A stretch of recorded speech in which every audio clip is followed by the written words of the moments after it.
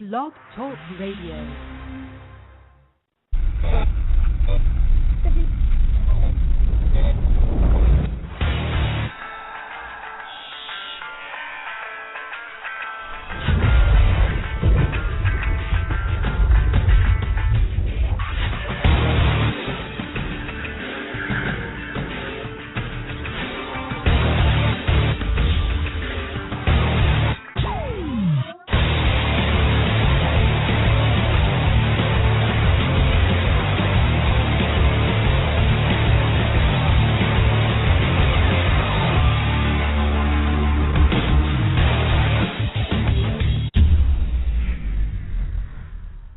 Good evening.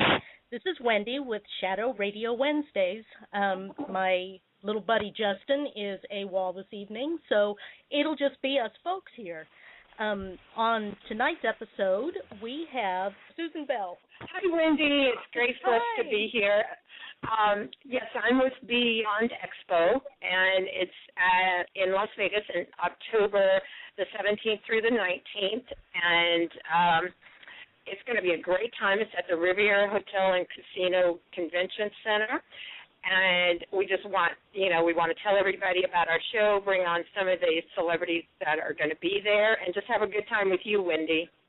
Awesome. Yay. It looks like Mike may have joined us. Mike, are you on? No?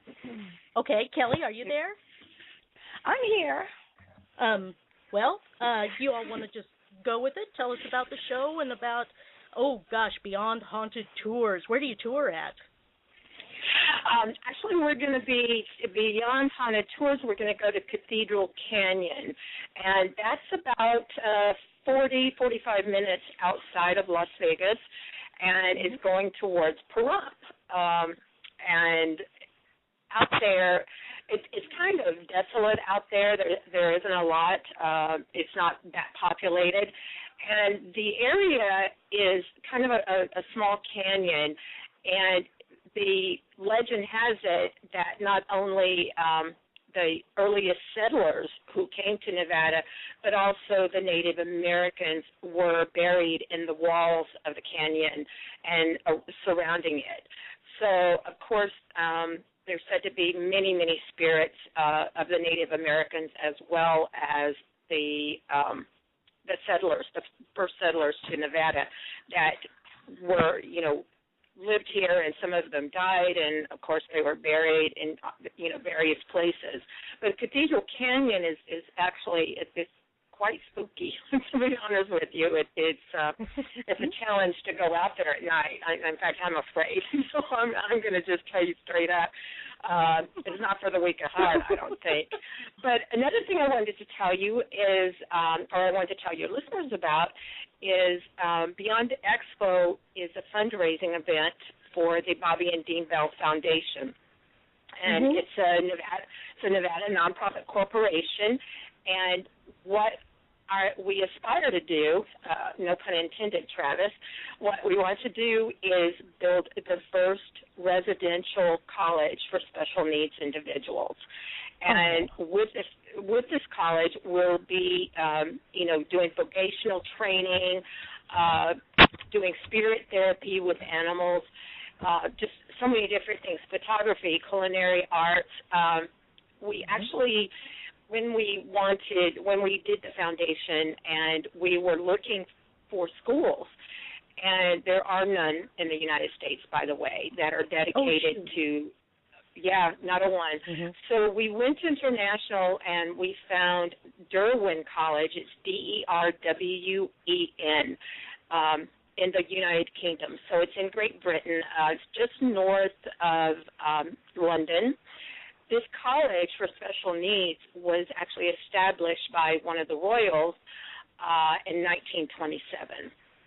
And so if you go on their website, it is just awesome to see them. They're also on Facebook, and you would not believe the things they have. They have an art gallery for their artists, and they actually display their work and sell it. They have a cafeteria, and so they train all of their individuals and then they actually employ them and they actually get paid real salaries instead of working for 22 cents an hour like we have in the United States. So these individuals are totally trained, and they just live productive lives. And about 3 or 4 weeks ago, NBC they did have a show called Rock Center, and it was with Brian Williams.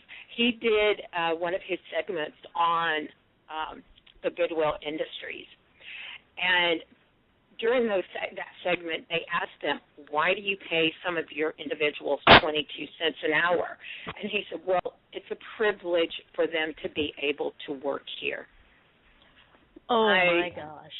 Oh, yes. I kind of came unglued on that one. We want to totally change that in the United States. And our Skylar, who is our special blessing in our family, has Down syndrome. And so he's our inspiration, and because we know firsthand what our educational system is like, this is what we want to do to make sure that these individuals live happier, more productive, and, a chance to learn nutrition. And within the school, we're going to have full athletic facilities, whereas a lot of our people who are celebrity guests are, martial arts, their body, fitness instructors, their nutritionists, and they'll be helping us with it. But we want to hopefully have a residential training center that we can offer to those individuals who want to do the Special Olympics. Well, that's fantastic. I believe we have my other co-host for Friday night. Seth, is that you? Yes, hi. Thank you for asking me to be on. Hi, Susan. Hi, Travis. Thank you for joining. Hi. And I believe that Mike is on the phone as well. Mike, is that you? Can you hear me? Hi, Mike. Hi. Yes, can you hear me? Hi. Yep, sure can. Hi, guys. Hi, Mike. Hey, Susan. How are you doing? We have the whole gang on. Oh, just wait. There's no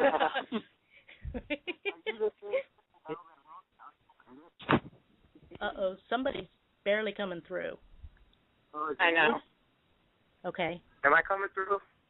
Yes, you're coming through. What are you doing, Seth? Thank you so much for coming on with me. You know I need someone to hold my hand.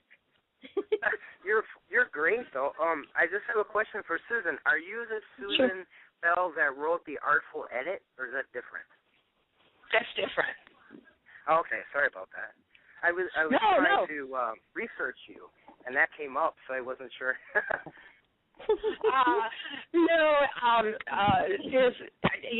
I was amazed that there's that many Susan Bells. They're like all over the place. But no, that's not me, although I'm an avid reader, so I'll have to look up her book. I haven't read it yet. But we're just so happy to be on the show with Wendy and, to get a chance to tell everybody about our project. Beyond Expo has some of the most incredible. We have Bill Bean.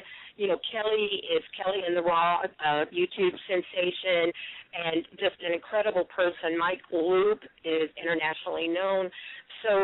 And Dawn Short. So we just have so many wonderful people. And Guy Quindy should be calling in. Guy is one of our fitness experts. He's actually on now, I believe. I think he's on? I think so. Guy, are you here? Yep, here I am. Hi, it's Guy. It's like a party line from the 80s. Yes, it Remember the party lines? You actually got on this time, Guy. Okay. Yeah, and Guy, I know that Guy doesn't have very long to stay on. Just so you guys know, Guy was Mr. Australia 2 times, and he came in second at his very first World, whatever it's called, Guy. And he also is an actor. He was in The Gladiator. What was the name of the movie? I mean, the series, Guy. The main things I'm known for is Shutter Island with Leonardo DiCaprio and Martin Scorsese. And for the TV, I became well known when I was cast in The Deadliest Warrior as a gladiator, as well as many other characters. And that pretty much started the acting career for me. Wow. Yeah, but he trains a lot of people because he does nutrition, and so he's instrumental to us in helping us develop our training program for those with special needs. And we're developing a lot of things, and Guy is doing that. Plus, we are so thrilled to have him because he's now working on a new movie, which Any Which Way They Come. Any Which Way They Come. I thought I was going to get it wrong. Any Which Way They Come, and they're just getting started in pre-production. But Guy, just, jump in and tell us everything about it now that they know who you are and what you're doing.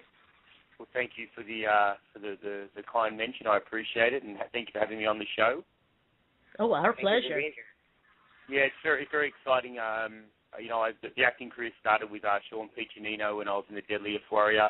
We've got The Lackey out now, exactly on my apologies. It's out on the 17th of October, so that's something I'm very excited about. Sean's heavily involved in Film Expo, and he has a lot of credentials. So that's very exciting.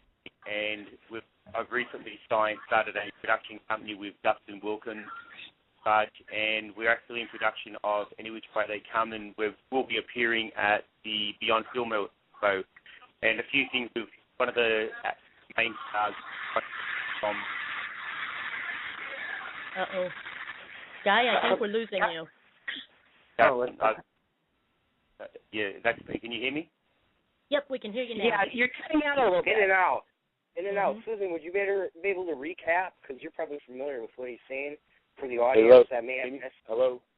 Hello? Are you there? Can you hear me? Yeah, I'm here. Do you guys want me to talk to me, or...? Yes, yeah, please, come on. Yeah.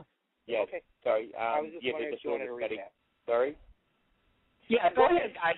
I apologize. Okay, cool. Yeah, so as I was saying, the movie's come together. It's very exciting, and being invited by Susan to attend, it's just opened a whole new world for us with the movie. We've got Sons of Anarchy star Ron Carey, who's one of the bikers, Harley Davidson, has given us a Harley that we're going to be auctioning off or giving away at the expo, which we'll have more information on, as well as that person who wins the bike will be also cast in our sequel as a biker. So there's an opportunity for that. And probably one of the most exciting things that we're doing right now is, and Susan doesn't even know about this, and she'll be excited, Monty Perlin, who is probably one of the most well-known stuntmen in the world. He did Arnold's Terminator, going through all the buildings. Made like $250,000 for that stunt, and he does a lot of bike work. He's actually also going to be at the expo doing some seminars and talking to people about it, as well as organising a little mock-up demonstration for the children. So whatever we can do to make this a better event, that's what we're looking to do. Well, that's fantastic. Good. Yeah, these guys are just, I must tell you, and Guy is one of them. He's like my go-to guy, and no pun intended, Guy. It's because we say you guys on the West Coast so much, Guy comes into it all the time. But he's just such an awesome guy, and he has been with us, almost from the inception of Beyond Expo, and he's been working hard. He comes out with new things every day, and The Lackey, we're actually showcasing The Lackey. It's going to be our celebrity film after our red carpet. And the red carpet, guys, is going to be awesome. Guy will be there. Sean will be there. So many people are coming, to join in on the red carpet on our opening ceremony. And then after the red carpet, we're having the celebrity screening of The Lackey. And it comes out in September, right? Right, Guy? Yes, September 17th is the release date. Yeah, and it's just, I saw it last year, and it is awesome. I mean, I can't even describe to you guys. And Sean Piccinino is in it. Steve Pizza co-wrote with Sean, and Guy is in it. Guy's a mean bad guy. So it's a really action-packed movie, and it's an indie movie, so it was just an incredible job, and it won in lots and lots of awards in the different film festivals. So we're excited to have it, and it comes out on right before the expo. It comes out in different ways, and so we're just excited for it to be there and for Guy. Oh, very neat. Yes. Yeah, I think everyone's excited. It's DT Carney is also a part of Any Which Way They Come, who was in the Lackey. And as you said, Susan, a lot of it started with the Lackey. Sean brought an amazing array of people together. We had the opportunity to work with the legendary Vernon G. Wells, and that just, I think, really helped promote a lot of people's careers, and just with Sean bringing so many talented people together, it was just a great thing, and we've all been very blessed and lucky. And one thing that I really appreciate and respect about the kids that I work with, they're all very appreciative of things that they've received, and they're looking forward to giving back to the others, and I'm happy to be a part of that. Always makes you feel good. You know, it makes me feel really good that so many people are so dedicated to our cause. And, you know, you just don't, particularly in Hollywood, sometimes you don't find those people that are just willing to step in, do whatever they can, and say, look, we're gonna make this a success. And that's, you know, the guys, Sean and Steve and Guy and Travis, all of these guys, and Mike, and Kelly, everybody just puts, you know, 200% in to really make it a success. Yeah, I think when it comes down to it, there's just so many people out there that we all realize how fortunate we are, and I think people of like minds gravitate together. You know, I've been a personal fighter, bodybuilder. I've been in a lot of different areas. I've been a bodyguard for celebrities such as Kanye West, Ella Renton. So I've been around the Hollywood scene. We're very fortunate to have such an amazing group of people that aren't just so interested in themselves, but they're interested in helping other people, because believe me, in Hollywood, that is a rare thing. Being selfish is a common denominator, and we've just surrounded ourselves with people that realize how lucky we've been, because basically we're all given a chance. You know, before I was cast in this, I was in jail on $1 million bond, looking at 15 years of life in jail. So, you know, I'm appreciative of changing my life, and if I can help motivate and inspire others to realize that, hey, just hang in there, you know, things will turn around, I'm more than happy to be involved. Yeah, it's so amazing that, you know, Mike and Kelly, Guy, Sean, everybody, we all work together. We're like a family. We're like a team. And, you know, whenever I call them, and like you said, Wendy, this was a last-minute thing. So when Travis got in touch with me yesterday, I was like, okay, how can I do this, because I'm going to be traveling 5 hours tomorrow. And I said, you know what? Travis asked me, and I'm going to try. And so I called all the guys, you know, I sent them texts and said, can you do it? Everybody came back and said, we can. So I was like, okay, we can make this work. By golly, here we are. Yep. I know. I think it's great that you all work so well as a family and a team. That just makes the whole experience by far better, and everything more successful generally. Definitely. Oh, it's just amazing that these guys give up their time. I mean, Guy is so busy with training people and being a nutrition expert and then doing a movie. And to think, you know, he has time. When I sent him a text, he came back and said, "What's the note? What is the call-in number?" And I was like, "Okay, I'll get it to you in 2 minutes." You know, this kind of thing. So to me, how can you ever, number one, how could you ask for a better group? And number two, you know, my thought is, how on earth am I ever going to repay all these people for their kindness, their generosity, and just giving, you know, time is optimum for most people, and particularly, you know, people in Hollywood or people who are you know, who are psychic and they're doing, you know, their thing. So the fact that everybody just gives of their time is just, I mean, it's overwhelming for my family and me. We're just, you know, we love everybody. It's just like I send them hearts and everything all the time, because that's the only way to know that I know to tell them how important they are to me. Mhm. I think it's a testament to Susan that, you know, I'll be honest.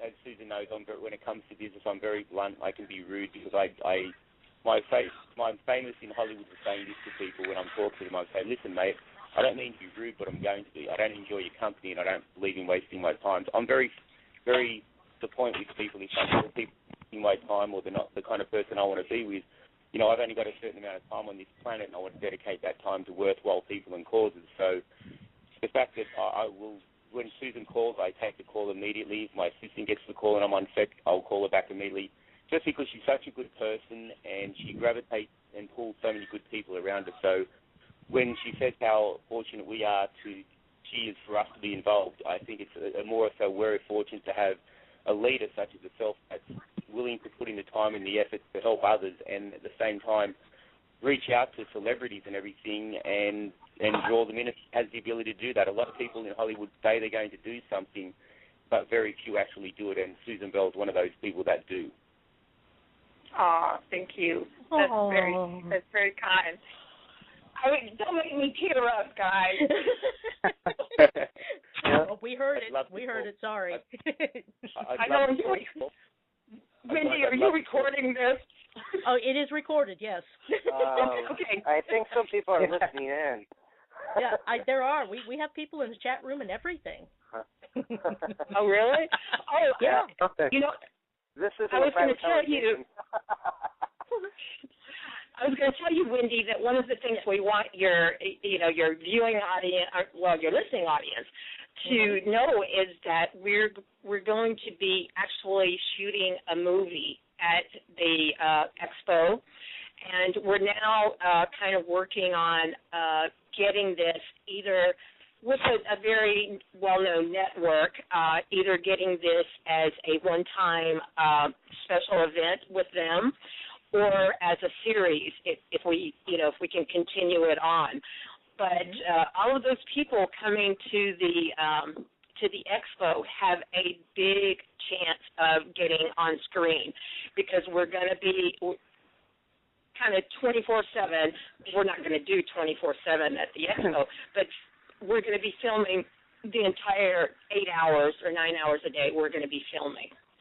So everybody come out, get your big chance to be in a movie, be on TV. I'm hoping we are doing, and guys, and I think Guy and Mike are going to be going with me.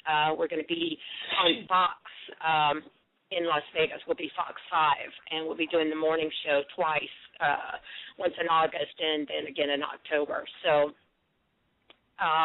we're going to be getting the word out there and hoping that just everybody, we're probably going to do 2 days now, so it's going to be just chock full. We have a kissing booth. We have all sorts of different things. Oh, man.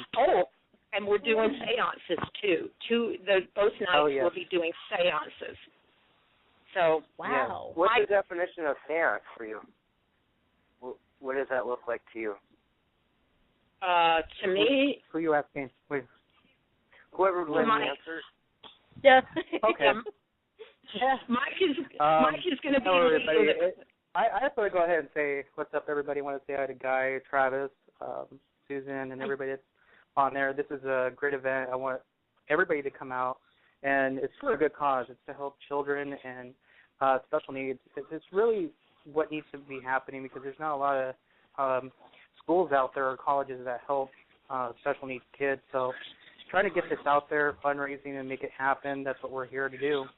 Everybody's volunteering their time to go out there. So pretty much, for those of you that do not know me, I'm a psychic medium, also a producer. I just been filming Lost Souls, basically it's a documentary that me and Peter Sereno, who's an internationally known psychic, we were filming a show based on hauntings that are negative in type, and we go out there and try to help people who have spirit attachments, possessions, and help them out. And we also go to just regular places that are haunted, like that you could just think about, Queen Mary, different places, and we're filming it, and it's going to be out, hoping, in October before the event, or right after in November.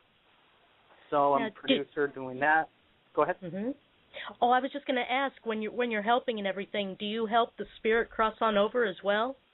Yes, that's what we do, and there's a little bit, me and Peter are talking a lot about that, like there's so much thing that goes into it to verify if the spirit actually crossed over. Now, it's kind of a hard thing if you just go to a haunted location and lost souls. Now, a lot of the lost souls are pretty much spirits that are trapped here in the now, and they can't find their way.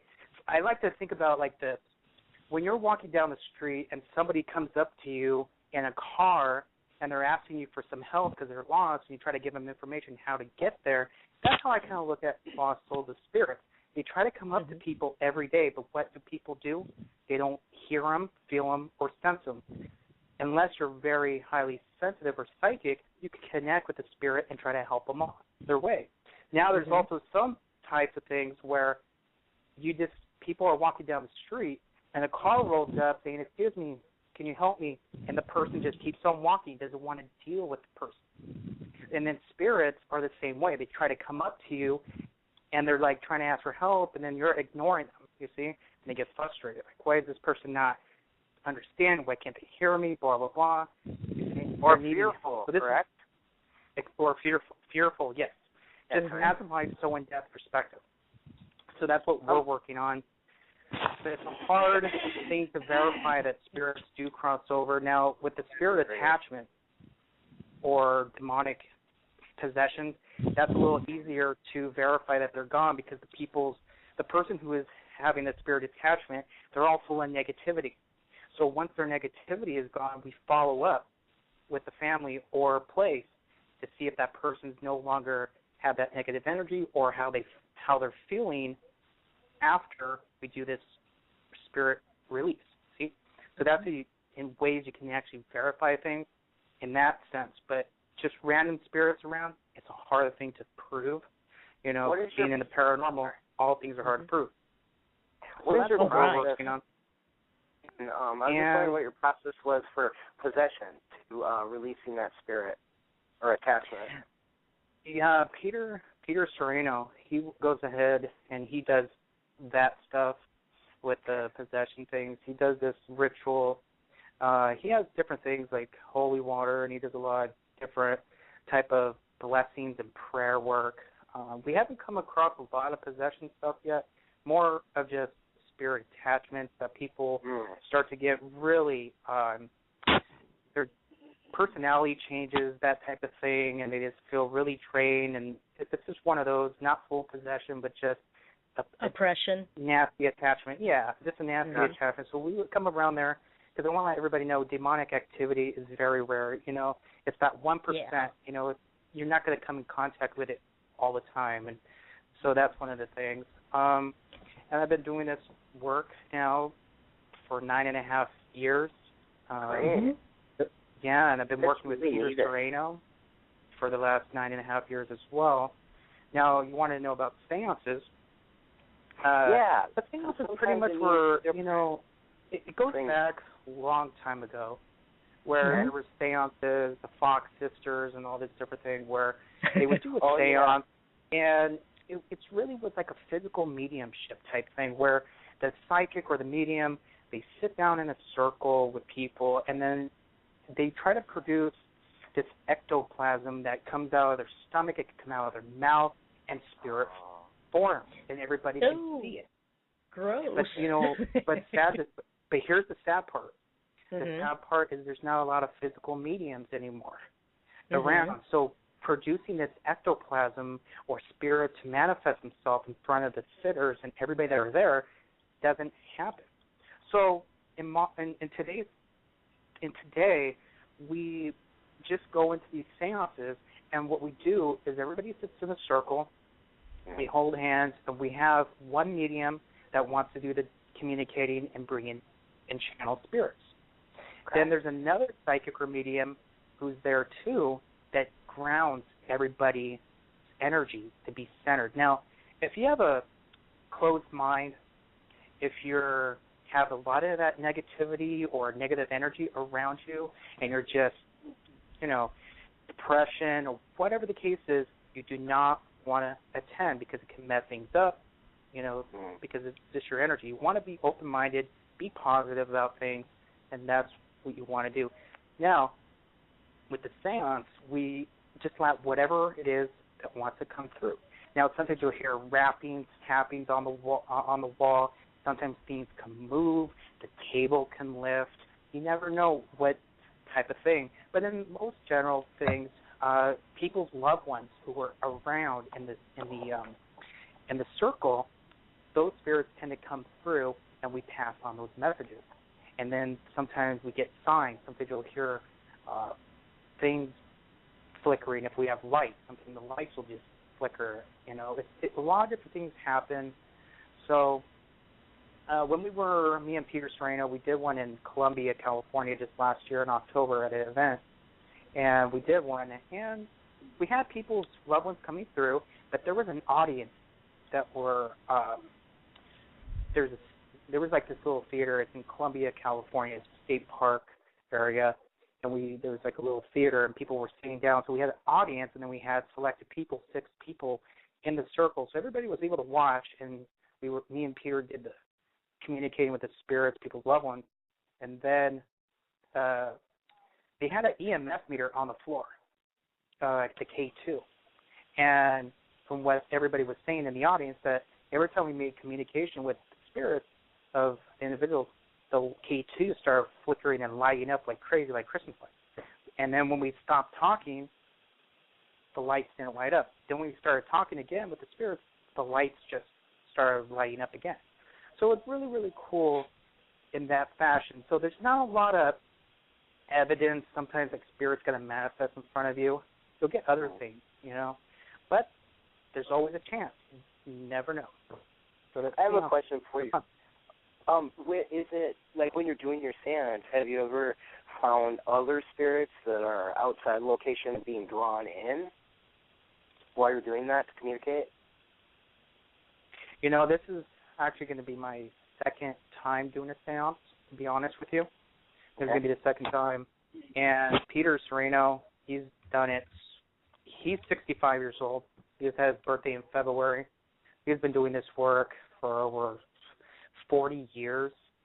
So he's done this, you know, he's been teaching and everything for that long, 40 years. So he's the one that if he does call in,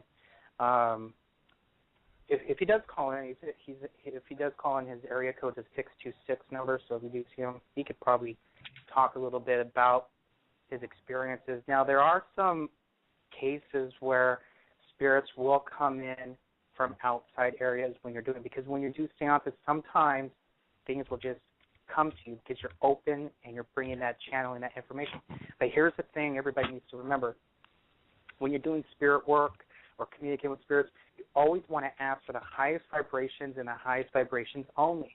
So that right there keeps all negative spirits at bay. Then we also have spirits and guides protecting the circle and keeping anything that's negative at bay. And this is where a lot of people who are not trained and don't know is that they just jump into seances or they play with the Ouija board, not knowing what's coming through, and all hell breaks loose in their home, and they wonder why, because they're not aware of what they're doing. They just want to have a message come through. It's thrill.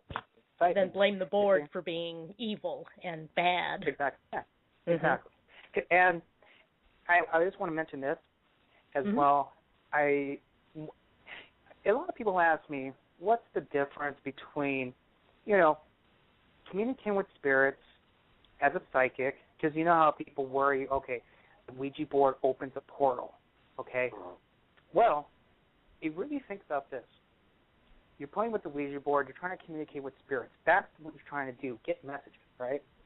Well, psychic and medium is a portal to the other side anyway, because you're constantly calling out for something when you go places. You're like, hi, is there any spirits here? You're drawing in something. Remember, spirit can hear you, so watch out what you're calling for. And because you can open stuff in your home, too, just like asking spirits, are you here? Come to me. Even when you do EVP work, what difference does it make when you do a Ouija board, because you're communicating with spirit, and a medium's communicating with a spirit, and EVP work? Because when you go around with EVPs, you're asking for something to communicate with you so you can get a recording of spirit voices, you see? You're still drawing things towards you. So everything is like a medium, you see? The electronics, the means, you're drawing spirits towards you. They try to capture evidence. So a lot of people get all this little thing about, oh, Ouija board's bad. Well, they're just it's just effective as a EVP recorder. You're going around asking spirits to communicate with you, and with a medium. So a lot of people have their little worries about the Ouija board and all that. They're all one of the same because they're all a medium. It's a tool. Psychic natural mediumship seems to be so much faster, though. The Ouija's like A, B. Yeah, exactly. Yeah. And it's just like, he said that. See, a lot of people, because when you're a medium or a psychic and you can see the spirits around, you can have that conversation, but with the EVP recorder, you have to wait until you're done, listen to it, and see what you capture. Now, if you're a psychic and a medium, you can go ahead and just, boom, right away, communicate with the spirit, find out what their problem is, and find out information, why they're here, why they're stuck, try to move them on, or whatever the case is. And then sometimes you'll get, I had a number of cases where I did that. Nobody see the spirit, but when I play back the recording, they hear the spirit speaking in a low tone. You know, it's not loud, but it's, you know, how EVPs are. But they can actually hear, like me having the conversation with the spirit, because you hear my voice, then you actually hear the spirit responding to my question. So that's great validation, too. Yeah. Guys, that's what me and Peter are going to be doing. We do have a couple of callers. I'm not sure exactly who they are, but I'll bring them on if that's all right. Cool. We have a... Can you hear me? 530-409. This is Amelia. Can you guys hear me? Hi, Amelia. Yes, we can hear you now. No, I talk to myself all the time. Well, I try to. Oh, hi. But hi. You try. It's me. So anyhow, no, it's so funny that you're addressing this at this moment because I feel like exactly at the right time I called in to hear exactly what you're saying because I experienced that exactly. And it wasn't like I was trying to call them in, but it was almost just like I felt the presence, so I felt the need to almost reach out, and then exactly when I did, that's exactly what happened. You know, like I heard the voice on my recording, and then I just felt like it was there, so I just wanted to find out, am I crazy, or am I hearing this no, real? You're not crazy, I'll tell you that. No. It's just like I say, you know, they just come to you. See, that's what my point is. Yeah, and I don't know if I made it more of a situation because I put more effort into reaching out, or was it just already there? And I don't, you know, it's hard to tell because it was already one there. of those things. Like I sensed it, but I just wanted to confirm it, and then it kind of took its own turn. It was always there. I'll tell you that. It was always there. For the most part, but what happened is you reached out to it, and you started communicating with it, and the spirit heard you, so therefore the spirit is like, hey, this person notices me. Now I want to try to get information. Can you help me? This is what this spirit wants, is help. They want a recognition, what's happened to them, and they know that you can hear them, or you're just talking to them because you're acknowledging them, you see? Well, exactly, because I sensed it, and then I felt it, and then I reached out to it, and then that's what kind of made the whole situation where I actually could hear it on my, and then I reached out and was trying to hear the recording and record it and all that stuff, and then, so yeah, I understand that, and, you know, what do you do now, though?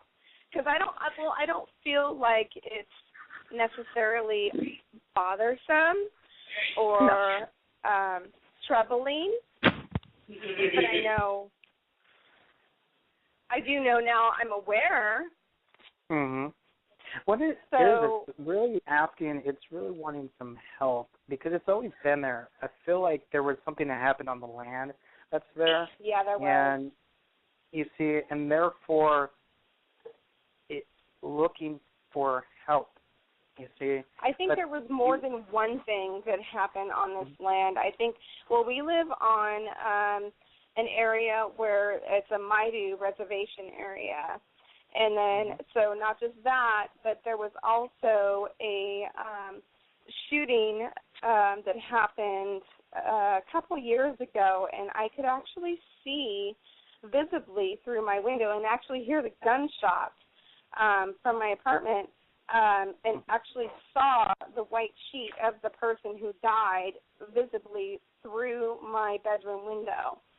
And this person I know has reached out to us because we did the recording and stuff, and he actually gave us his name, and it was very much connected to what I thought was going on. But then there's also been other things that I feel like it's not just that person. I feel like there may be someone else. So that's what I'm bothered with, because I have tried to sage. I have tried to cleanse the house. You know, I've lit candles and, you know, said prayers and saged the house. And it doesn't feel like there's a constant presence. I just feel like it pops in and out. Yeah, it's so just really one of those things that just come and go. Mm-hmm. Yeah. So I don't really know. I mean, I don't want to encourage it, and it's encourage them, I should say. But I definitely feel off and on that there's a presence. So. Is it okay if I suggest something? Oh, I'm sorry. Yeah, sure. Come on, Beth. Oh, go ahead. Go ahead. I was just, in my experience with a lot of the cleansing rituals and ceremonies, if it's earthbound and if it needs help or attention, then it may definitely be earthbound.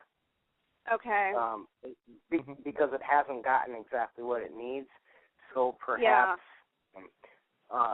suggesting the light, and have you thought you might be a medium? Because sounds like you are. I don't have a medium nearby. No, you. But you got your very sensitive. Yeah. What about that? Okay, sorry. But no, I just don't acknowledge myself as being in that place. Okay. I guess because I just don't. I don't know. I just second guess myself. Well, you got to get over that. Here's the thing. Here's the thing. Because a lot of never second guess. Here's the thing. Never second guess yourself. That's one of the biggest issues when people have this phenomena, or because everybody is psychic to a degree. Now, intuition and psychic are both one and the same. Now, the only little difference is intuition is where you get gut feelings or little psychic debris once in a while. It doesn't happen all the time, but it does once in a while. Now, with psychic, takes it one step further. They can go places in homes, down the street, and they'll pick up information just like that all the time. Boom. Okay. And a medium takes it one step further, and they communicate with those that have passed. They see them, they feel them, you know. And you see, that's it. Now, the one big problem I've seen is people have these abilities, and it's like they always second guess themselves. And this is a thing. And I've had always dreams where I can impression. actually see a face, and then I wake up and then it's gone, and I don't, you know, I don't connect it to, but maybe I should. So the inhibitions are gone. You don't have the doubts coming up when you're like in that state. Right. So perhaps it keeps coming to you because it thinks you can hear him or see him or. Right. That's exactly what's happening.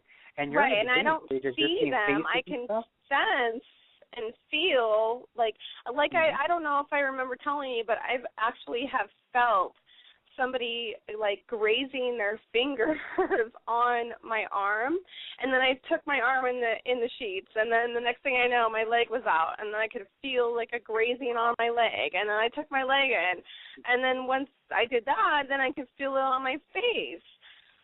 So I do feel like there's, you know, something trying to get my attention for sure. Sounds like I don't know.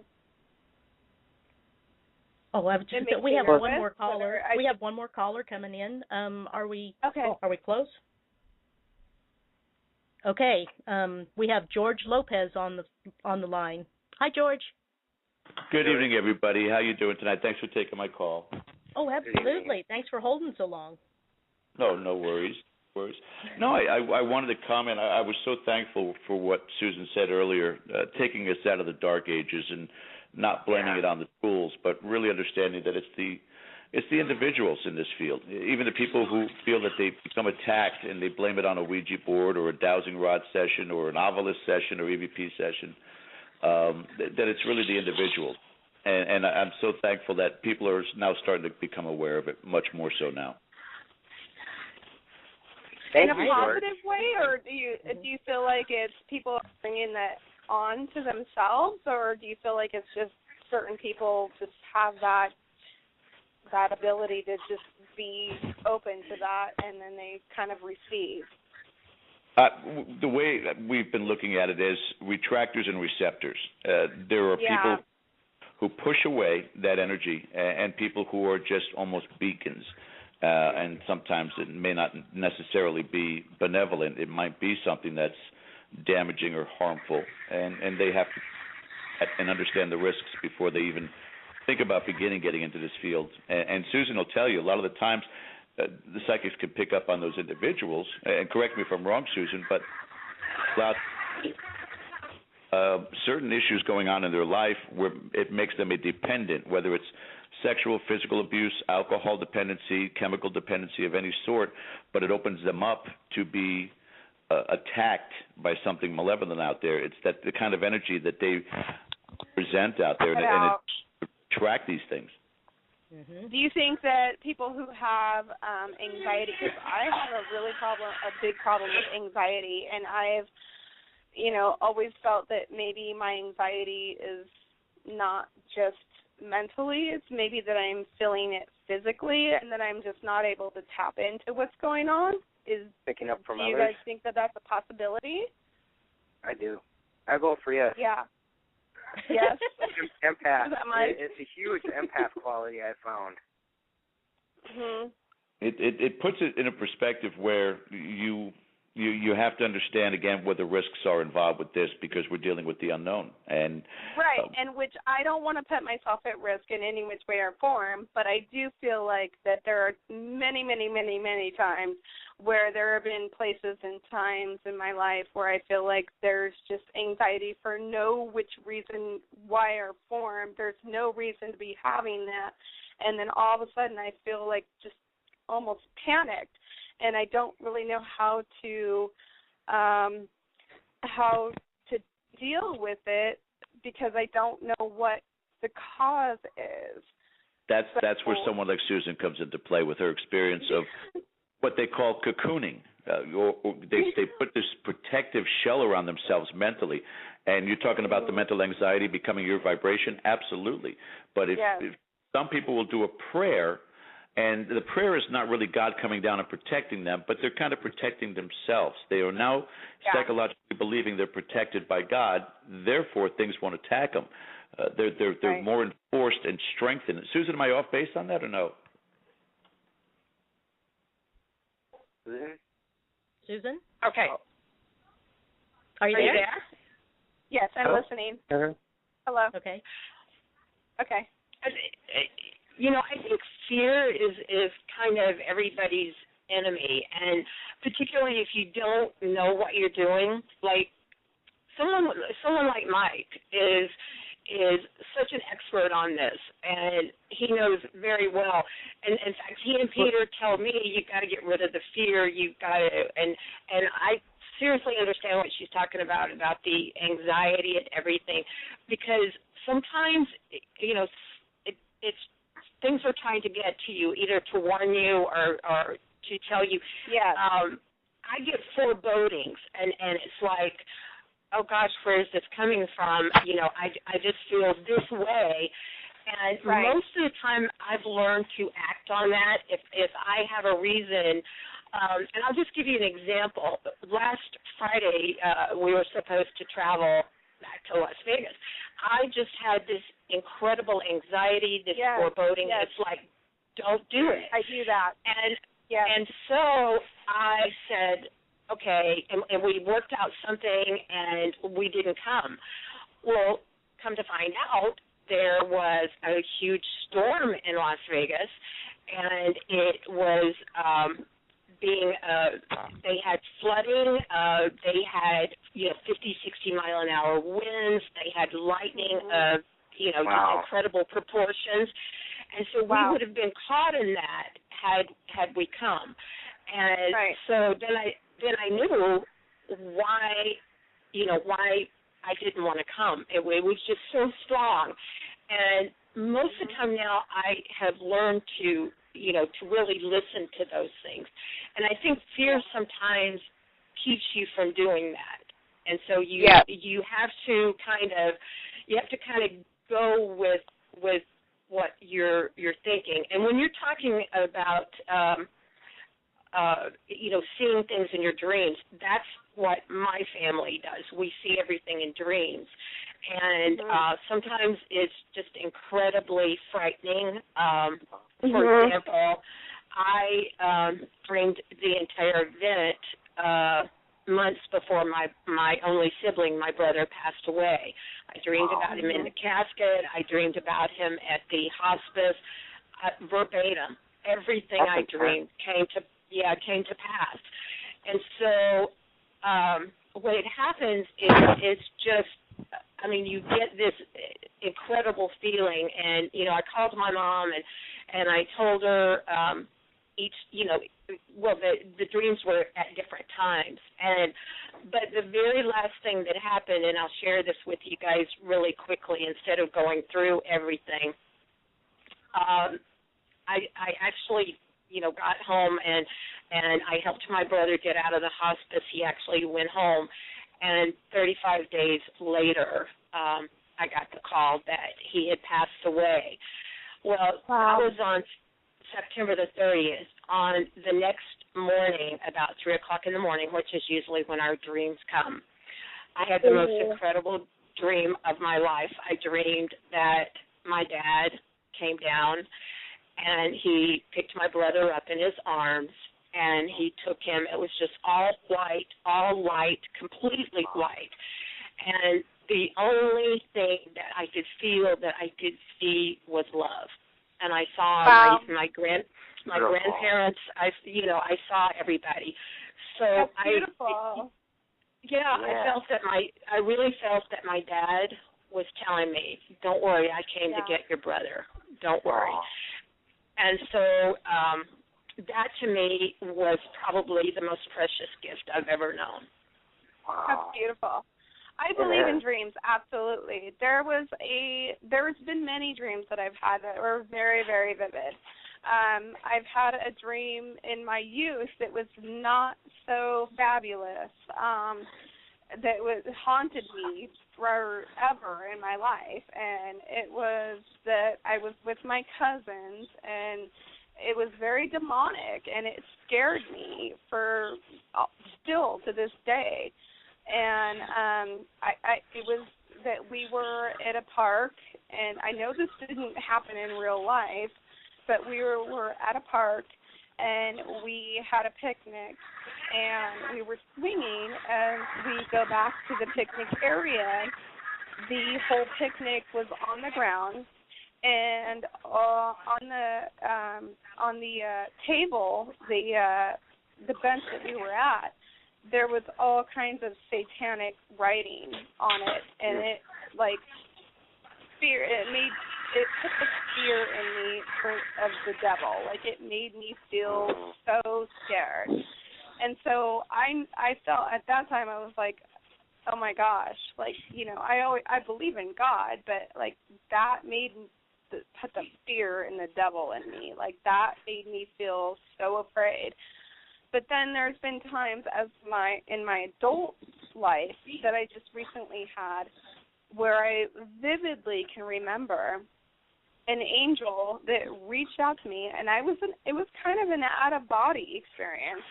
And they pulled me up, and I was going through a really, really hard time, really hard decisions in my life, and it was a purple sky, and she pulled me out from my body and pulled me into the sky and was holding my hand like I was just hanging. And asked me, and it was angel form, and she asked me, what am I fearful of? Why am I afraid? What am I afraid of? And that's all I can remember of that dream. I don't remember telling her what it was. I don't remember coming back down. All I remember is being in the sky, in a purple sky, holding on to this angel form, and that was it. I don't know. So I've had both ends of, like, dreams that have really kind of made me just, what is going on? Well, Kelly, you guys make sure that you go on and see Kelly in the Raw on YouTube. Yes, I love Kelly. I'm on Kelly. I'm with Kelly. Yes. Okay. So I'm with Kelly for sure. Kelly can really tell you about the out-of-body experience, the near-death, because she actually died and came back to life. So, Kelly, why don't you share with them a few things? Oh, is Kelly with us? I didn't know she was with us. Yeah. Oh, sure. Kelly's been so quiet. Hi, Kelly. I was listening to Mike. I was just educating myself over here. No, this is me, Kelly Coffee, with Kelly in the Raw Hi, on Kelly. YouTube. Hey. I know. I'm on your page. Hey, awesome. Hey. I want to go on your page, too. Okay. You guys are awesome. I'm like, oh, my God. I'm talking to everybody at once. That's great. I started my channel. I think my first video was cutting my own hair and teaching people how to do it. No, I've watched plenty of your videos, so I know exactly who you are. I started to become pretty popular, like doing hair, and I've been psychic since I was a little girl, but I grew up Baptist, and it was kind of a hush-hush thing, like, we don't talk about this. And my mom didn't say don't do it or anything like that, but it was like, let's not tell anybody, Kelly. So about on August the 30th, it will be anniversary number 3 of the day that I died. And after that happened, I had about 6 weeks of recovery after that. But after that happened, I completely lost all of my fear. And I just basically went out in the open with all of this psychic information. And there are a lot of people I thought there who are very isolated or feel like they're isolated and can't talk to anybody about it. And I've done a lot to try and connect them. But that's kind of when I opened up into this psychic world and went out and talked about it. But before I died, I had a lot of fear from lots of places, fear from the church. You know, if you don't do this and that, you're going to hell, and all kinds of things. But after I died, I don't know how many of you have listened to my video of my experience when I died. I had wisdom tooth surgery. I had the 2 on the bottom cut out, and that was probably my first, what I would call out-of-body experience. During the surgery, which they had me completely under and asleep, and I remember becoming conscious, is the best way to put it. Their machines all said I was asleep the whole time, but I heard everything that they said. I could feel, they gave me something to numb me, so I didn't feel pain, but I felt vibration, and there were just... my pieces of my teeth and everything were flying all over the place. And I'm hearing this drill sound, and it's like, they said they were going to cut these out. That doesn't sound like cutting. That sounds like drilling. What's going on in Not this? cool. Yeah. Oh, wow. After the procedure, and I was in, I don't know if you call it the recovery room, it's in a dental surgical office. I was in there waking up, and I said, I heard you guys and what you were saying. And they said, no, you couldn't have heard us. You were completely asleep. And I told them what they all said, and I said, you said you were going to cut these out. Did you use a Dremel on me? And you should have seen their faces. They got, and the doctor got very angry. He stomped into the other room, and he got the tape, and he showed me, look, you were under the whole time. Like, and I shut my mouth really fast. I was like, these people are not listening. So about 10 days later, I won't go through the gruesome details, but things got really bad. There were complications with my wisdom teeth, and I went about 5 days without eating. And, I was on, was it Vicodin or hydrocodone, one of those. And my sister-in-law tried to help me by having me shove tea bags in the back of my mouth. And I don't drink caffeine, and I swallowed a whole lot of tea and caffeine. And it was just a shock, total shock to my system. And I called my husband, and I said, I'm not okay. Something is very wrong with me. I'm not okay. And he was on his way home. He got home, and I just said, don't say anything. Just come hold my hand. And the automatic, you know how you automatically breathe when you're asleep or just not thinking about it? That has shut off. Every breath I was taking, I had to think about it and actually take that breath. That had shut off. So when he got there, I had struggled and used probably every calorie that I had left because I hadn't eaten for several days. It takes a lot of calories to breathe. And when he got there and he held my hand, it's like, okay, I can just let go. Life, holding on to life is a struggle. And I just let go, and I breathed out, and I didn't breathe back in. And then I popped out of my body. And when I popped out of my body, I heard my husband, and he just kept saying, Kelly, breathe, Kelly, breathe. And he was panicked. And there was this light that appeared in the middle of my living room. And it just got bigger and bigger and bigger. And it was more like not just one light, but like a billion or more lights just moving around. And it got larger and larger and larger. And there was a blue light being, is my words for it now, a blue entity made of light that was standing to the right of the tunnel, doing like the Vanna White thing, come here, come this way. It's just waving their arms. This is the way to go. Come here. This is the way to go. And, when you pop out of your body, there's something like, the best way for me to describe it is a membrane. And this membrane is dark like sunglasses. But it covers, I'm assuming it covered the whole earth. It was behind me when I popped out of my body. I looked back, and there's this dark membrane, and I was in pure light, like more than 1,000 suns was how bright it was. And if I had like real eyes, like my human eyes, I would have gone blind from all the light because everything was made of light. But I had no pain.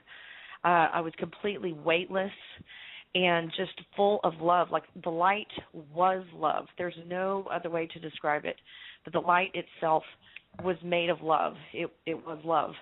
So as I looked back and I saw this membrane, I realized that the place that I had been in, this earth, this experience, was so dark, just so incredibly dark. And you think, you get out on a sunny day, it seems so bright. But when you're outside of your body, it's really like you're in the closet with the door closed and the light turned off is what it looks like when you're out of your body. So my husband's voice started to fade, and I even started forgetting I had children. Everything I did on this planet, I just started forgetting. When I stopped hearing my husband's voice, I forgot I even had a husband. And I saw, oh my gosh, I can't even begin to tell you what I saw outside of this body. You only see such a small amount of what exists around you when you're inside of these bodies. So when you come out, you can see it when you astrally project, or even when you remote view, you can see. But when you astrally project, you're basically seeing the same thing you see when you die. So I was seeing all these wonderful things, and I was like, whoa, just looking all around at, I don't know, crystal cities, things that I could just start naming movies, basically, with all of this, light beings of all shapes and sizes were everywhere. And it was just complete and total love. And this guy, he wouldn't stop. He's just like, come this way. This is the way to go. And it was a male voice, and his voice was perfection. I mean, I've never heard such a perfect, beautiful male voice in my life that he had. But he just never quit. I'm like, God, I'm looking around. Leave me alone. It's just, this is awesome. And then suddenly I was like, I'm going home. Like, I got really excited because it's like here on Earth when you wake up in the morning, you're a little groggy, and then you start to kind of remember details of, okay, here, I'm on Earth. I need to go make the coffee. I need to, do something. That's what happens when you die. It's like waking up. At the beginning, you're like, what the heck? Where am I? Oh, my gosh. Then you remember who you are. You remember who you are, why you came to this planet, and what the heck is going on. I mean, in an instant, you remember that. And then I was like, oh, yes, I'm going home finally. This has been crap. I get to go home. And the blue being was like, this is the way to go. I kept going towards it. And it was big enough where you could probably drive a car through it at that point, this big light in the middle of my living room. And I was getting closer and closer. It was just pulling me, like a tractor beam. It had a hold of, every particle of my being. I didn't see myself, so I don't know what I looked like. But I kept being drawn to the light, and it was pulling me.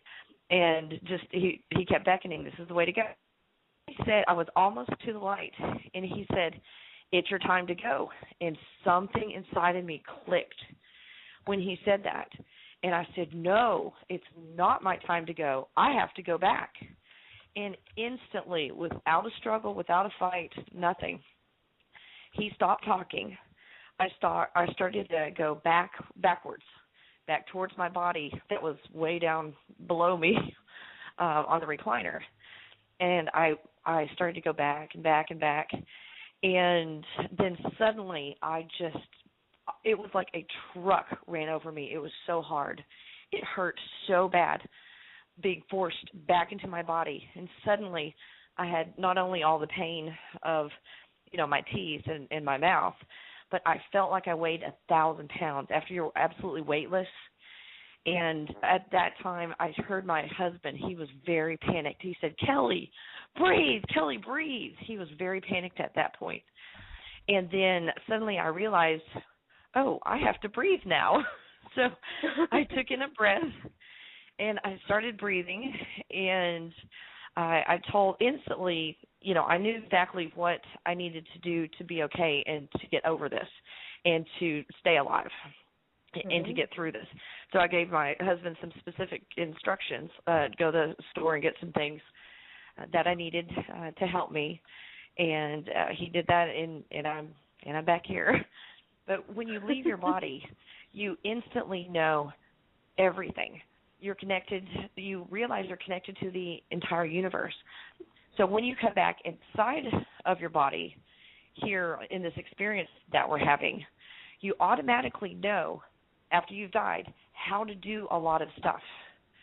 So for weeks, I was a citizen on patrol that's like working with the police, and I would get in situations with what I did that were very scary and very dangerous. And a lot of the times, for a few months after I came back, if you want to call it your mind's eye or your third eye, whatever you want to call it, I looked down on myself. I could see myself and evaluate the whole situation. I mean, it's almost like being in a movie. And I would know exactly what to do to get myself out of these situations and to be safe. So I hovered over myself for a really long time when I came back, and I didn't want to get completely back in my body because then I didn't want to be completely human again. I was so angry with gravity was what really pissed me off the most. And I was like, who the frack invented this? I was so angry for like a year with, oh God, gravity's awful. And so it's been almost 3 years, and it took me 2 years to get over the gravity thing and to stop being angry at myself for choosing to come back. because life is really hard. But since I did come back, I started just living a completely different life, free of fear. When you're free of fear, you just do anything and everything that you ever dreamed of doing, and that's what I've done. But I'm able to astrally project like so easy after I came back. And safely, wow. It sounds like. Mm-hmm. Is there, like for the audience that's interested in astral, do you have any tips for them to be safe if they do it? Oh, you're asking me about safety? Oh. I am one of the most reckless psychics you've ever met. I experiment. I do experiments just to figure stuff out, and then I tell people, don't do what I did. These are the lessons I learned. So Mike Loop is the best person to ask about safety. But shoot. Well, I got to be honest, I don't have all the answers to everything, but sometimes when people do out-of-body experiences, some people it just happens automatically, and some people don't remember that they did it. And to be honest, a lot of people astral project at least once or twice a week without even knowing it. So, but if you're going to practice and try to do it, there's ways. It's like going into a meditation type state. You want to start like a meditating and just let go. It's kind of like you're going to feel this weird, some people feel light. It's kind of like falling, feel maybe. Like falling. Well, that's when you come back into your body. When you're falling, it's when you come back in your body. But it's like when the initial stages, you feel like you're very light, then all of a sudden you could be seeing yourself, looking down at yourself, and then you could see everything around you. But as far as protection-wise, I never really did anything or asked for any protection when I did it. I just happened to just do it. So I can't give a right answer. Well, I'll tell you what not to do. After I knew that I could do this, I was like, I watched a movie, and the movie got me all riled up. Was it He Lives or It Lives or whatever, where they're basically controlling humans and what they see from these, not satellites, but antennas. What is the name of that movie? Crap. Anyway. That's probably not it. Anyway, I saw a movie, and it was basically, okay, they're controlling a lot of this from the moon. It was what the movie was about, that a lot of what goes on in this planet is controlled by the moon. So I got all riled up, and I was like, I'm going to go look on the moon, underground, because I said there's underground bases on the moon. I'm like, I'm going to go look and see what's there. So I went and looked, and I went automatically, like, just, there is no distance. Outside of these bodies, there is no such thing as time or distance. That's something that's constructed in the software program, if you want to call it that, of the experience that we're having here. So I was instantly in a room in an underground base, and there were two. It looked like they were a cross between a human and the pictures I've seen of a gray alien. It looked like a cross between the two. And they were wearing military-style jumpsuits. And the room that they were in was very, almost like 50s style furniture, like military desks and chairs and things like that. The only thing that seemed futuristic in this place was the door. The door did not open like they normally do here. It opened and slid into the wall, and it opened that way. That's the only thing that was kind of futuristic about it. But when I appeared, I was like, holy crap. And I'm looking around the room, and suddenly these two beings, they see me, and they get really upset, and they start to come towards me. So I popped back into my body. So as far as, I don't know if that's what you're asking about, as far as being safe when you astrally project. Well, you might not want to go to some military base on the moon. That might not be something that you want to do. Probably not the safest thing in the world. Yeah, I tried a few things like that and learned Something that Mike said I wanted to bring up is that remember when you said when dealing with spirits, it's best to ask for high vibrational beings to come through, or spirits? Well, that seems to be the best protection, too. Like, one, we live in the highest vibration possible, and that love, that's like automatic protection. So I'm wondering, that might be the same for astral. Like, we're just in that space. So what do you think of that? That would make sense. It would make sense.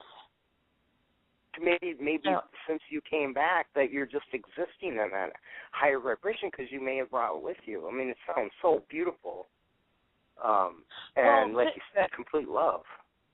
Since I came back, my mom had a stroke about 2 months ago, and I have 3 sisters, so we were taking turns going and helping my mom for a couple weeks at a time. So I was gone a couple weeks, and I met someone in the town where my mom lives who was a fan of mine. And every time, we went to get coffee, and he's like, "You feel like you've got electricity coming from you." Wow. Really? Are you serious? He says, "Yes, I can so feel cool. There's like this field of electricity." And I didn't think much of it. But when I got home, because I was gone for 2 weeks, and I got home, and I hugged my husband, and he was like, "Ouch." When I first hugged him, I'm like, wow. "What? Did I squeeze too hard?" He says, "No, you shocked me." And I said, "Oh, you mean like, when you rub your feet on the carpet and, shock someone that way?" Mm-hmm. He said, "No, this got my whole body. It's like you're plugged into the wall." And I said, "Is this new?" And he said, "No, I just got used to it. And since you've been gone for 2 weeks, I'd forgotten about that." So that night when we went to bed, trying to get the spoon position with my husband, I hadn't, seen him for 2 weeks, and he was like, "Ouch, ow, Kelly, this hurts. You're going to have to sleep on that side of the bed." And I was like, crap, I can't even snuggle up to my husband. Oh, man. Oh. I wanted to ask you, too, when you had passed on for that time, how much was that in physical time that you were gone? Well, I had to ask my husband because it seemed like an eternity when I was out of my body. But he said it was approximately 2 minutes that I stopped breathing. Wow. Holy cow. That's a miracle in itself. Yes. Mm-hmm. 2 minutes without, yeah. But when you do come back to your body, like with me, I suddenly had the knowledge of how to help myself. But if it had been someone else, there would probably have been entities that would have done whatever was needed to the body to make sure that it survived if you chose to come back to your body. Yep. That's pretty awesome. Wow. And if it's pretty cool to die. There's a question. I wish everybody in the could die.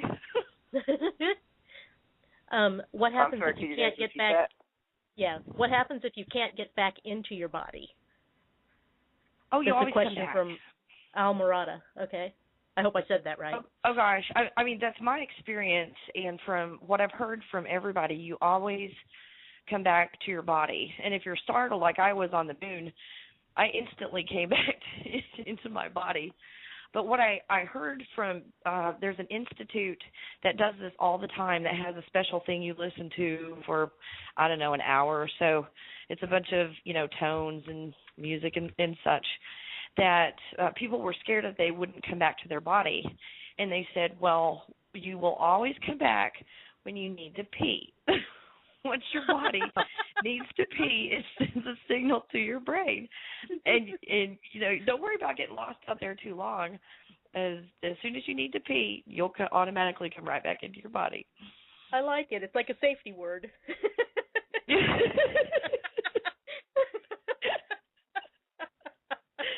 Oh, hello. I have to go home now.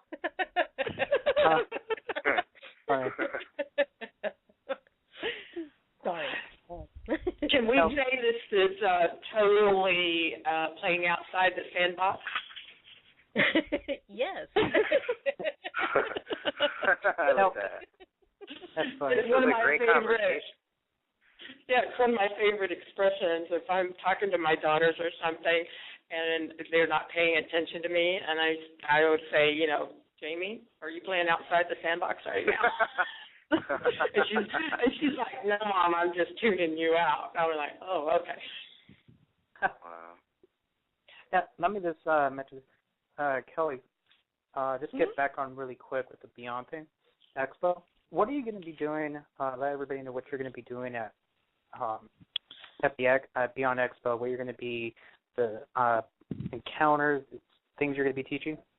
They're going to be very interactive, and it's not going to be this is going to be very fluid. I'm going to have a lot of plans, and I will kind of see how the audience reacts to it, if they learn quickly or if they learn at a slower pace. So we might learn a whole lot or not as much, kind of depending on their speed of learning. But I will be teaching basically how to see auras, how to see the energy around you, how to feel that energy, how to manipulate it, how to manipulate auras, how to read people's minds, how to just open yourself up to all the abilities that are available, how to find things that you're looking for, whether it's people or a lost object, just kind of basic psychic skills. And my daughter, Samantha, she's 12, and at a very young age, once I learned how to see auras, I saw auras accidentally the first time. And about 6 months later, it was like, I want to do this on purpose. How do I do this? So I went on YouTube, and there was like a 3-minute video of this lady in a trailer, and she said, okay, this is how you see auras. And I went in there and I got a piece of fruit. She told me to get a piece of fruit, and I saw auras like, oh my gosh, I can do this. So I got Samantha, and I'm thinking she might have been in 2nd grade when I did this. She's going to be in 8th grade this next year. So I got my daughter, and I said, okay. And then I told her the technique, and I had her look at my arm. I'm like, here's the technique. Do this technique. She goes, oh, Mom, it's blue. And she saw my aura around me. And then after that, she just could see auras. She could see entities. She could hear spirits and communicate with them and see them. She was able to project thoughts into people's minds. I mean, all sorts of stuff. And it made it very difficult in school. So she is going to, and she's going to tell some stories of some things that happened with when it finally, I needed to go talk to her principal about this because there was a blue being that was going all around the school, and she was getting so distracted. And I told her how to turn these abilities off, but she didn't want to do it, and she was getting very distracted in class. So it was like, oh crap, I got to go tell her principal. So we went to the principal. Abilities off. We could cover that later. Oh yeah, it'll do that. But it's like, okay, I told the principal, okay, you might think this is weird, but she can see auras and talk to dead people and see them, and just kind of outlined it. And Samantha goes, yeah, there's a lady right behind you, and she says she's proud of you. And she looked startled, and she pulled out a picture of, I guess, a family reunion picture, several people in it, and showed the picture to Samantha and said, is that lady in this picture? And Samantha pointed right to her. And it was her mom that had died a few months earlier. And she had become principal of the school after her mom died. And she had been talking to her mom, her deceased mother, asking her, are you proud of me that I'm a principal? And so after that, the principal was very cool with Samantha being psychic because she was able to communicate with her deceased mother. And they talked for a little while here in the principal's office. She talked to her dead mother. So we've got a lot of experiences like that to talk about, things that have happened in school. But my daughter's going to be at this, and we're going to have a class that is specifically for kids that are psychic, because this is the new normal. We have new energies that are influencing us now, that are changing DNA, that are basically rewiring the way that we're made. And a lot more people are experiencing these phenomena, and they have abilities that society is suppressing or saying it's bad or religion is condemning. And our encounter with these kids is to let them know, no, all these things are normal. This is absolutely normal. And it's going to be she's going to be 13 years old by the time we get there, but it's going to be from her perspective and connecting with these kids and all of their experiences. They'll be talking about it, that they've had and the difficulties in being a psychic kid. Oh, yeah, there's a lot of common denominators I'm finding. Like, they seem much older than they are. They don't have much fear. Some of them have ended up in psych wards already because it's not always understood yet. So that's awesome. I'm so glad you guys are doing this. This sounds like a great expo. Where is it located? Oh, Las Vegas. Las Vegas, that's right. I did read that. Okay. At the Riviera Hotel and Casino Event Center. It's going to be fun. We got so many great people coming on. We got Travis Short. We got Bill Bean, who's going to be there. We got Luis Gonzalez, who's going to be speaking on parapsychology. We got Psychic Serenity Moore.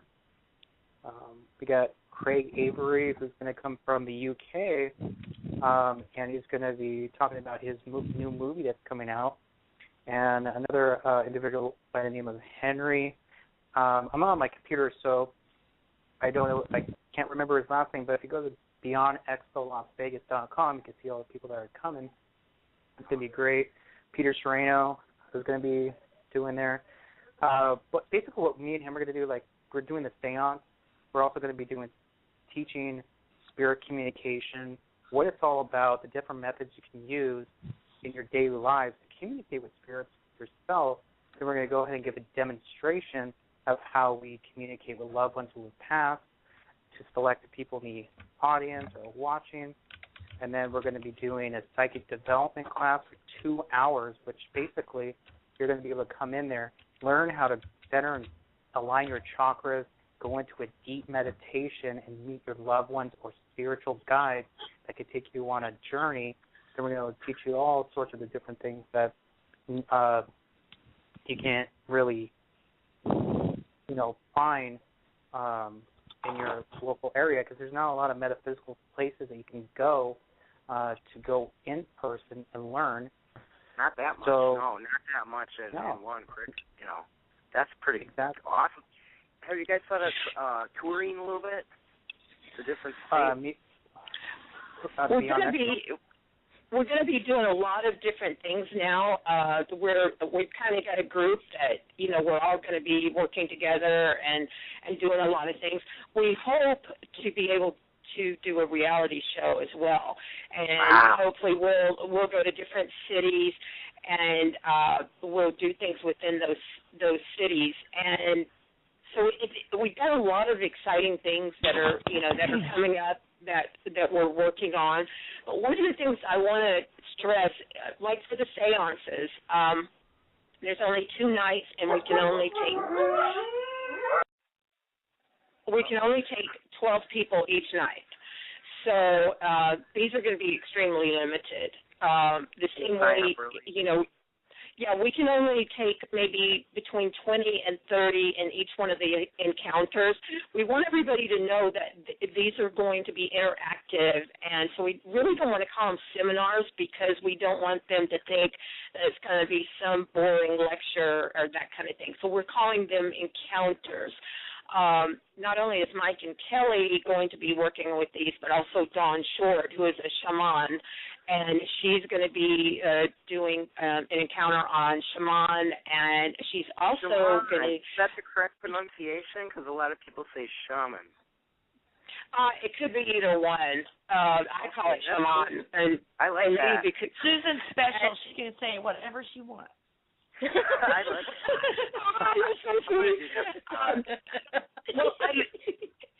Guys, I lived, not only am I part Native American, but I also lived in the Middle East, and sometimes I pronounce things the way, I get so angry at Americans the way we mispronounce everything. Yeah. But sometimes, because I actually spoke the language in the Middle East, sometimes I say things a little bit different from a lot of people. My girls are like, Mom, you don't have to say Salah Shirazi, okay? Just and I do anyway, so they scream at me. But anyway, but the classes also are going to be like between 20 and 30. She's going to do one. She's going to have a couple of classes with group readings, and those are going to be fun. We'll have VIP seating, and so that those people will be guaranteed that she will try, to get a reading from them. She's also a psychic medium. You can see her on our website. And there are other people coming. It's just that we have to verify. We have their agents calling in saying they're coming, but I don't want to really talk about other people until I know. But during the expo, Guy and Sean and Steve Pisa, they're going to be doing a lot of work with kids, and they're going to be showing them martial arts and movie fighting, so things like that. We're going to have a kissing booth and different things so that the celebrities can get involved, kind of have an interaction with all the people coming. So everything will be, all of the, donations that are required, not required, I guess, required, to come to these things are going to be up on the website pretty soon. And particularly for the seance and a lot of the encounters that are going to be small, the class sizes are going to be small. People need to go ahead and start getting those before they're sold out if they really, feel like that's for them. Right. Wow. That's so needed. Yeah, and I think we're also going to have some more people coming in. I was just with Peter yesterday when he returned to his classes. It's a metaphysical shop that's in Pomona out here, and we talked to the owner, and she might be coming to vend some of her stuff that she has in her shop and all that. And then we might even have a white witch that's really well-known white witch. I'm not going to say her name because it's not 100% confirmed yet. Right. So I just found out this yesterday. We're probably going to have an aura photographer who has taking pictures of auras. You can get your picture taken with an aura, and it's going to be really cool. Is there going to be a Jello and pudding tub? So. Yeah. Serenity Moore is asking. We're working on it. I think there might have been some alcohol involved when we were talking about that. Oh, that was like left field, but I get it now. Yeah, that'd be cool. Everybody is so generous, and they're like, I'll do it. It's just, we want to have a lot of fun along the way. We're also going to do a concert each night at about 7, 8 o'clock. We're going to have a mini concert for everybody, so they'll have something to do. And then, Mike, would you like to tell them about our great masquerade ball? Oh, yeah. That's going to be a lot of fun, guys. Just come out to the masquerade ball, and anything goes. Pretty much what you want, that's what you do. Whatever. Remember, what happens in Vegas stays in Vegas. Right. Well, I hope not for these people, because they can take all this learning along with them in their lives. So I hope they at least bring that part with them. All they learn. Leave your inhibitions at home and just come out. Be very open-minded. Only if you're Prince Harry does it not stay in Las Vegas, okay? But other than Prince, everything you do will stay, unless we happen to catch it on film, and then I really can't make any promises on that one. Yeah, I'm sending all the energy I got for you guys to have that reality show. That's something that's really needed, and you can just tell your energy and your hearts are full of love and compassion, and that's what we need more. People to step forward that have that. It's such a, if we spend as much energy on creating love and creating goodwill, as we do with all of our negativities. Yes. Can you imagine what an incredible planet we would have? I know, right? It just amazes me, you know, the old saying that it takes more muscles to frown than it does to smile. Yeah. You know, smile at somebody. Sometimes it just makes your day. And my youngest daughter is a senior at UNLV, and she's a sociology major. And I'm really proud of her because she's high on her dean's list, and she's just doing so well.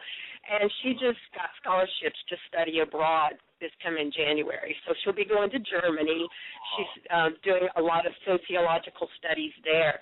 And she's sort of like Kelly, she has so much insight. But to see her when she's out and she's talking to people, and this is so rare these days in young people. It's always thank you, have a great day, and she always does this, always. And I know, you know, from being from the South, I'm from Georgia. Okay. I'll be back there for 2 weeks, visiting my mom and going to my class reunion in August. I think I leave on the 6th to go. I call it home because that's where I grew up. And, you know, in the South, at least when I grew up, everybody was yes, ma'am, and no, ma'am, and yes, sir. And it was just all about thank you. So sometimes people at restaurants just think, you know, the waiters or the servers, whatever they're called now, they kind of look at us because it's always thank you if they refill our water or if they do that. But that's how I was raised, and that's how I raised my girls. So if you just spread kindness, you know, you're going to get it back 100-fold. And I think a lot of people, there's so much greed and there's so much adversity in this world. And if we just worked on, you know, coming together a little bit more, I think you just see a big difference. And it really breaks my heart to see so much turmoil in our world today. It can't be good. No. You know what's cool, too, I noticed? I think we have Sean on the line. I'm sorry, Seth, I didn't mean to interrupt, but that's okay. Here we go. Sean, is that you? I'm here. Can you guys hear me? Hello. Hi, yes, Sean. we can. All right. Hi, Welcome Sean. to Shadow Radio. Hey, how's it going?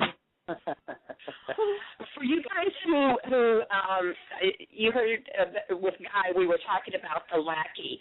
Sean has been a stuntman. Guys, he did. Okay, Sean, tell me the video game. Oh, geez, which one? Call of I've done Duty. 20. Oh, yeah, Call of Duty. Yeah, I did the Call of Duties. I've been prototype. Worked on 27 games to date. When you say stuntman, you mean you do the stunts and then they emulate it for the game? Well, I do everything, full performance capture. So on some games I'm doing just stunts. On other games I'm doing just acting. Some games we're combining both. On this last Call of Duty Black Ops 2, I was fortunate enough to do not only the stunts, the acting, and also the facial capture and voice. So I actually got to voice a couple of the characters. Wow. It was pretty exciting. That's a dream job for a lot of people. Oh, yeah. Well, let me tell you, it's a lot of hard work to try and break into that industry. But I tried, you know, I hammered away for many, many years before I got my foot, you know, in the door to kind of get in there. Yep. That's right. But also, Sean is the creator, he's the writer, the director, and the star of The Lackey that we were talking about earlier that comes out in September, and we're going to be showcasing. But Sean is it. He's a man, I'm telling you. He can do so many things. Well, I appreciate all those kind words, but of course, you know, I had so many people.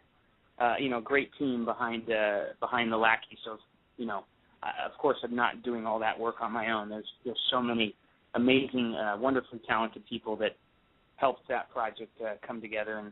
But I was, you know, fortunate to have such a great team. You know, great co-writer, co-director, people helping with stunt coordination and fight choreography. You know, the whole nine. So I honor your humbleness. Oh, thank you. Oh, just wait till you guys see the movie. You're going to be you're like, oh gosh, is it going to happen? Oh, what's going to happen now? It's very well written, and for a first, that's his first shot out the gate, and he won so many awards on it. I mean, it is a fabulous, action-packed. In fact, they have likened you to what's the guy? He was Madonna's husband, Guy Ritchie. They've likened this movie to a Guy Ritchie movie. So that's pretty high praise. Guy Ritchie, what did he do again? I'm sorry. Snatch, Lock, Stock, and Two Smoking Barrels, Rock and Rolla. Also, his second unit director is the guy who did the Transporter films. So their whole team is really, really kind of cool. And there's obviously some heavy influence in this film with Guy Ritchie and Tarantino and some other filmmakers of that caliber. That is so cool. Yeah, but Sean, there again, Sean has been, such an incredible, not only an inspiration, but a really help to me, because there again, almost from the onset, Sean has been a part of Beyond Expo, and he's there when I call him, and he's doing, so many jobs. He does commercials. I mean, this guy can do whatever they need in Hollywood. All they have to do is call Sean, and he's got it. And plus, he's he does all these stunts, and he's an acrobatic stuntman as well. And it's just incredible to watch him. And what degree? You're almost a master, right? In martial arts. Yeah. I don't want to say that, but there, in martial arts, there obviously when you reach a certain degree of black belt, they consider that a master rank. In the English language, the word master has a very different connotation than, in Asia and Japan, and So, I hate saying that, but I'm almost getting there. I'm a third-degree black belt in Shaolin and Wutang Mountain Kung Fu, and I earned my first black belt in Shorin-ryu Karate, a Japanese discipline, and I had just wonderful teachers there. And my current martial arts master is actually the co-writer of The Lackey. So, while we're in there kicking and punching each other, we kind of came up with this idea for the film in the first place, and we started. My Kung Fu master happens to be a writer, novelist, has several novels, so that's kind of how that happened. I had written scripts before, and he really wanted to write scripts, and so that's kind of how that was born. And actually, The Lackey was our third script, I believe, that we had actually written together. But it's the first one we've had fully produced. Very nice. And it's really, and Sean is going to be helping us develop too a lot of martial art programs. He and Steve is so excited. Steve Pisa is the master of Steve Pisa that we're talking about, and that's Sean's co-writer on the Lackey, and also his instructor for karate or all of those things. I'm not Kung really Fu, much. He's my Kung Fu master. Is the proper term. So we're excited to help develop for the special needs college. When Susan first approached me about it, it took me all about 3 seconds to say I'm on board, because I really am excited to be able to do things that can maybe make a real change. That's to me, that's the whole point. If I can become famous and super wealthy, that's awesome to me, because I want to do good things with it. I could care less about having 5 homes and $200,000 cars and whatever. That stuff is so meaningless to me. It's not even funny. I want a nice home for my family. That is so cool. You know what I mean? Yeah. So I would like to become famous and become super wealthy, but not for personal, gain. Yeah. To make some real changes, to make a real difference. Exactly, and that's why it's been so incredible for me to be able to have these just fantastic people. A really good friend of mine, a long-standing friend. In fact, he's my daughter Jodi's godfather is Vernon Wells, and you guys might remember him. He was Wes in Road Warrior, and then he played Bennett, co-starred with Arnold Schwarzenegger in Commando. And so, particularly with Road Warrior, he's iconic with that red mohawk. And he also kind of reprised that same role in Weird Science, if listeners out there remember that movie, too. Yeah. Yeah, he was, and Vernon and I have been friends. Like I said, he's Jodie's godfather, and she's now 22. So we've been friends for a very, very long time, and he and his wife are Jodie's godparents. And the strange thing about Vernon is he could easily do comedy because he's always doing something comedic. And so in person, he's so totally different. And, when Sean and Guy talk about Vernon, it's always like he's so professional. He's so this. They should see this man in action because he is the funniest thing ever. And, he's this guy that at a third birthday, when Jodie turned 3, we had Barney and Baby Bop there. And so Jodie was terrified of Barney because he was so big. So Jodie was terrified. So Vernon, Vernon got this thing up. He got all the little kids. There were about 30 little kids. And he got them march and kill Barney and all of this stuff. I mean, he was doing just like crazy things at the birthday party. And poor Barney, he's like, can I leave? He said, it's okay, can I leave? And I was like, no, you have to stay here. And they're like, well, he said kill Barney. I want to, So he's just like that. He's so funny. He had all these little kids marching around, and Barney was scared out of his life because Vernon's this big guy. So, and he's just the funniest guy ever. So he'll be at the expo as well. So if you guys want to come out and see Vernon, and he's also in The Lackey with Sean, and I think, Sean, you're going to do a sequel, right? And he's signed on to play the main villain. We kind of set him up in the first movie as the main villain for the follow-up. So we actually have 2 sequels that myself and Steve Pisa have penned, and Vernon is a big part of the overall storyline. He's basically the head of the snake that this Jude St. Clair character, the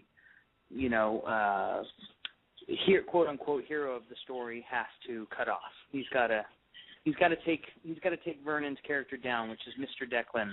They refer to him as they call him Mr. Declan, and he owns Declan Enterprises, which is a big corporate conglomerate, and they're responsible for a lot of underbelly crime that he's that the main character Jude kind of discovers all this stuff, and the only way to make it stop, he's got to take Vernon out. He's got to take Vernon's character out. So we're real excited to get into that, and he plays a real nasty dude in the movie. So there's some exciting stuff in there. That's awesome. If you want to kill Kelly in the Raw, I'll be in your movie. Sean. Guys, maybe it'll be Vernon. Maybe it'd be Vernon that killed you. That's right. Real nasty guy in that. Nobody wants to die again. We'll have to make Vernon a wife, and she'll have to be Kelly, so you can kill Kelly in the Raw. But if you want a kind of a sneak preview of The Lackey, go on our website. It's www.beyondexpolasvegas.com. Go to our videos, and there's a preview. We call it a trailer of The Lackey. So if you kind of want to see Sean and Guy and everybody in action, go and watch the trailer, and then come see him at the expo, right, Sean? That's right. I'll be there. We'll make sure that link is up for everybody. We appreciate that. I love the trailer. You know how many times I saw the trailer? I want to make sure. I've seen that trailer 20 times.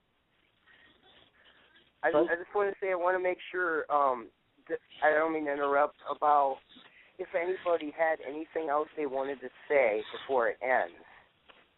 To make sure everybody's heard. Oh, okay. Kelly, tell everybody how to reach you. Sean after Kelly, and then Mike. Oh, sure. I'm on YouTube at Kelly in the Raw.